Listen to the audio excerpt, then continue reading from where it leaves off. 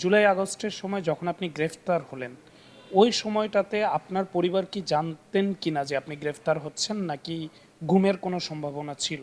জুলাই গণ অভ্যুত্থানের সময় আসলে যাকেই শেখ হাসিনা পেয়েছে তাকেই ধরেছে। এখন কেউ তো আর প্রিপারেশন নিয়ে থাকে না যে আমি একটু পরে গ্রেপ্তার হব বা একটু পরে গুম হব। গুম কোনটা আর গ্রেপ্তার কোনটা এটি আলাদা করা তখনই যায় যখন গ্রেপ্তার করবার পরে ল এনফোর্সমেন্ট এজেন্সি স্বীকার না করে এবং দীর্ঘদিন তাকে না পাওয়া যায়। এবং আমার দেশে প্রচলিত আইন অনুযায়ী টানা ৭২ ঘন্টা কোনো মানুষকে যদি কোনো ল এনফোর্সমেন্ট এজেন্সি স্বীকার না করে সেটিকে গুম বলা হয় আমার বাংলাদেশের রাষ্ট্রীয় নীতিমালা আইন অনুযায়ী। আমি ৭২ ঘন্টা না, আমি ৬০ ঘন্টা পর্যন্ত নিখোঁজ ছিলাম, 60 আওয়ার্স। তো সেই হিসেবে আমি আমাকে গুম বলছি না, তবে আমি 60 আওয়ার্স ইনভিজিবল ছিলাম। দীর্ঘ 60 ঘন্টা তখন আপনি আসলে কোথায় ছিলেন, বা কিছু বলতে চান কিনা ওই 60 ঘন্টা নিয়ে?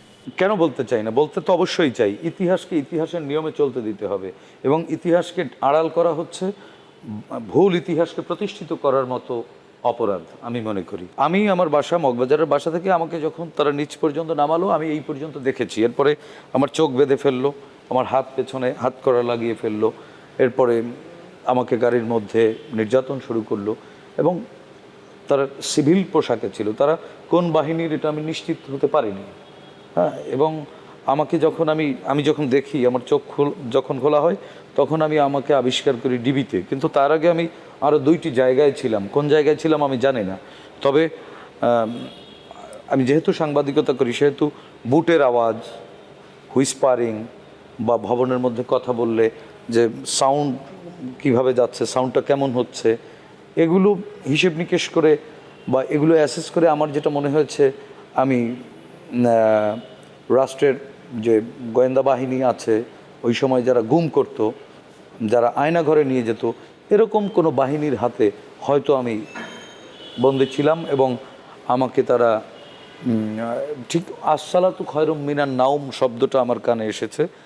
এটা বোঝার পরে তারপরে আমাকে ঝোলানো থেকে নামানো হয়েছে। ঠিক আমি 12:15টার সময় পিকড হই। 40 মিনিটস অর 50 মিনিটস গাড়ি ড্রাইভ হওয়ার পরে আমি ঝুলে যাই, কোনো একটা কিছুর সাথে আমার হাত ঝুলিয়ে দেওয়া হয়। তো সেই হিসেবে 5.5 ঘন্টার মতো আমাকে নির্যাতন করা হয়েছে। একটানা 5.5 ঘন্টা তো পেটায়নি, থেমে থেমে নানান ইস্যুতে আমাকে নির্যাতন করা হয়েছে।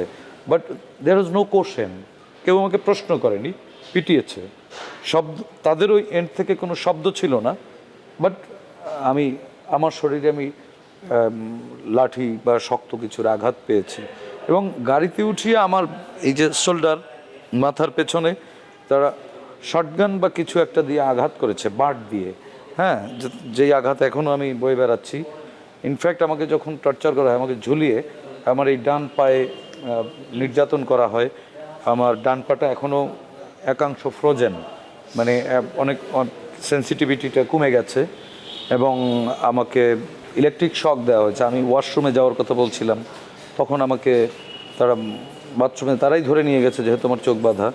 ধরে নিয়ে যাওয়ার পরে আমাকে আমার মানে সংবেদনশীল অংশে শরীরের তারা ইলেকট্রিক শক করেছে, যেটা আজও আমি ভুগছি, আমি বয়ে বেড়াচ্ছি।